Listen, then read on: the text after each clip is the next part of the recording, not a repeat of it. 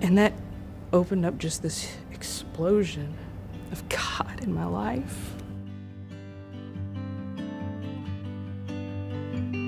I came from a broken family, to say the least. Parents divorced really early on in my life, and really didn't have a father figure, godly or otherwise, in my life. I was raised by my single mom, my very Catholic grandma, and my sister, so a household of women. As a teenager, I had started going to what I would call a non-denominational church where the occult was very celebrated. And that's kind of where I was led in a lot of ways in my life, and that's what the godlessness kind of brought about in my life. Not having that guidance, not having that wisdom, not knowing that truth, I fell into drinking, into drugs, sexual immorality. Yeah, that was my drug of choice. My life really fell apart. I know that the Holy Spirit has called to me throughout my life. I have moments where I can pinpoint and say, I knew the Holy Spirit was calling to me, and I turned away.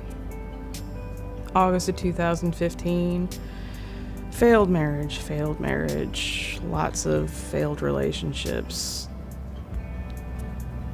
I hit rock bottom. I hit a point where I knew it was me. That whatever changed had to be me. And I started talking to a mutual friend of mine with somebody that I work with, and was explaining what was going on in my life. And they invited me to secular recovery. It wasn't my place, though. There was a lot of things. I knew this was a step forward, but I knew it wasn't the step I needed. And a lady from that recovery group actually brought me to Harvest and brought me to Celebrate Recovery. And there was something about Harvest that just drew me in. I come into this room and there are people just glorifying God. And they're talking about being grateful believers and how they struggle with all different life issues. It was almost like a community and a home. It was where I needed to be that I had never felt anywhere else. October of 2015, 36, almost 37 years old, I gave my life to Christ in this church. I became a member and was baptized right after. And that opened up just this explosion of God in my life. Very quickly, started getting involved in small groups. I joined the discipleship group, which is amazing. And I became more active in Celebrate Recovery.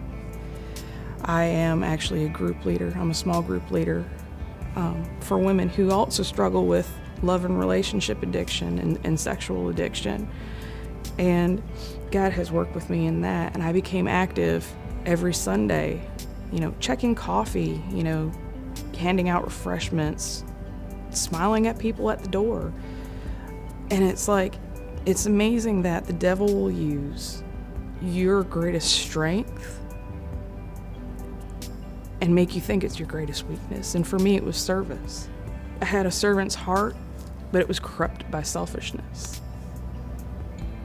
And when I gave that heart to God, He said, look what I can do with it. And I get my greatest joy being in this place with other believers and just saying, what can I do? How can I help? And for me, I can't go back to where I was before.